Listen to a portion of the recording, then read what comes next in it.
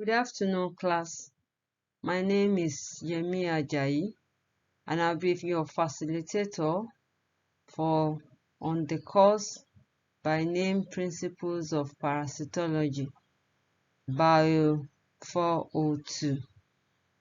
This course is a course that is to tell us about the evolutionary studies of parasites, the host-parasite relationships, the various kinds of symbiotic relationships, and in this first instructional video, we are going to be talking about the evolution of parasites.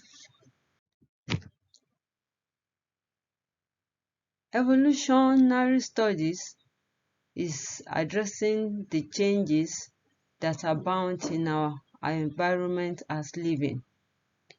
We discover that every organism competes and selectively modify themselves so as to avoid extinction.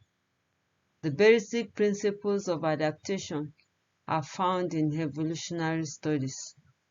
Adaptation could be termed as the capability of an organism to withstand the adverse condition of the environment and also maximize the benefits of the environment.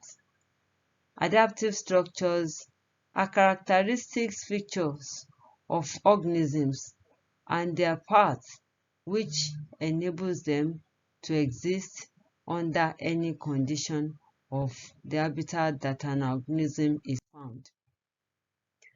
Parasites are not exempted from the need to adapt to the environment wherein they found themselves. Parasites have employed adaptive modes to enhance their survival and reproduction in a specific environment. Parasites' needs for evolution within their environment revolves around the need to exploit the host and as well as the need for transmission among their hosts, which ensures their continuity. The strategies employed by the parasites can be discussed under 4 headings, and this includes the morphological adaptation, which can be under the loss and the gain of morphological structures, together with certain modification of some morphological structures. On the second aspect of the strategy involves physiological adaptation, while the third revolves around their reproductive adaptation, as well as the fourth part, which involves their life cycle traits. Under the morphological adaptation, like it has been said, we have those losses and the gains of some structures that the parasites have involved themselves in, and also certain modification of some of the structures that are found on these organisms. On the aspect of the loss of morphological structures, this includes the degeneration of locomotory organs, the digestive organs, and the sensory organs. And those ones that were gained by the parasites include the integuments, which is the covering of their body, the cyst capsules. All these things were gained for them to be able to absorb and protect themselves from digestive enzymes, which could make their body structures to be destroyed. For the modification of structures, the parasites have modified certain structures, certain morphological structures within their system, like their acetabulum, the hooks, as well as the glands.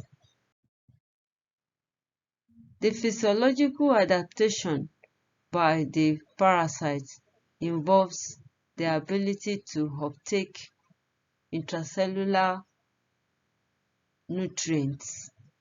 They do not necessarily need to digest the food components that is in the host.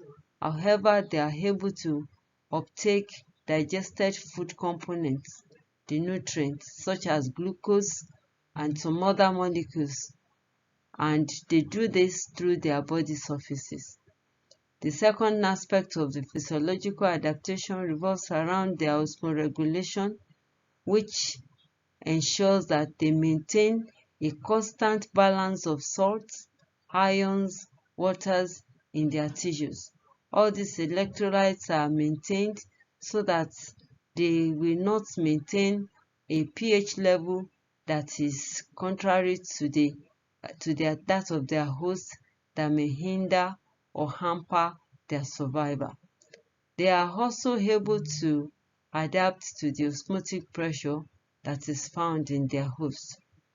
The parasites, as well as being able to regulate their osmosis, are also able to survive in an anaerobic environment.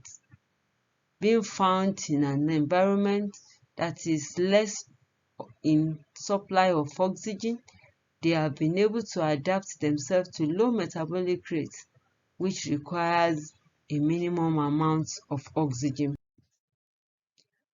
The third part of the adaptation that revolves around reproductive adaptation involves their ability to have large parts of their body mass to be occupied by their reproductive organs and the product of reproduction. Being able to do this ensures that their body is framed and equipped for production of several components of young ones, and because of this, they are able to produce as many as possible that are offspring, and this ensures that they are not going to go into extinction. Many of them are also hermaphrodites, and while some of them are dioecious. And being dioecious, they have two different organs living together, and because of this, they are able to also employ complex reproductive modes, which involves cross-fertilization, and sometimes this cross-fertilization is also superseded by self-fertilization. As well as this, many cystodes have so many proglottids, and they are also able to produce several eggs. And being able to produce so many eggs ensures that even if many of these eggs are lost, some will still be able to survive and go on to the next generation. The final aspect that will be considered under their adaptive modes involves their life cycle traits, and this involves their ability to survive in specific hosts. These organisms, these parasites, they have evolved with their specific hosts, and some of them as well have intermediate modes, intermediate life, which involve the larvae, and they are able to have a free living larvae, which ensures that they are able to move around, do many things before they will settle to the sedentary life of the adult parasite. They are also able to compromise their life history.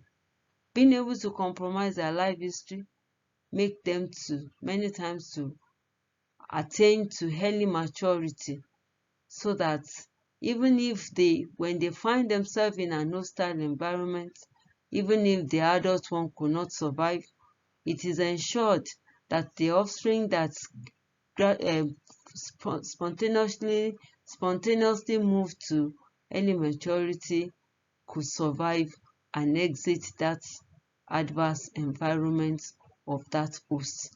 They are also able to induce aberrant behavior in their intermediate hosts, which make their intermediate hosts a susceptible prey to a definitive host wherein they will be able to establish themselves.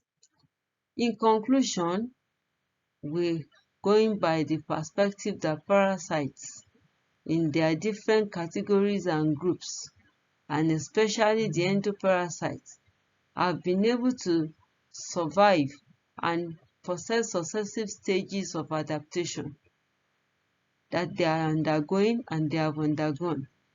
We are able to appreciate the vastness and profoundness of the principle of adaptation in parasites. The principles of adaptation could be appreciated as parasites have become successful in their respective hosts. I want to thank you for listening to this video. I want to also encourage you to ensure that you do your all other assignments as has been specified and given to you.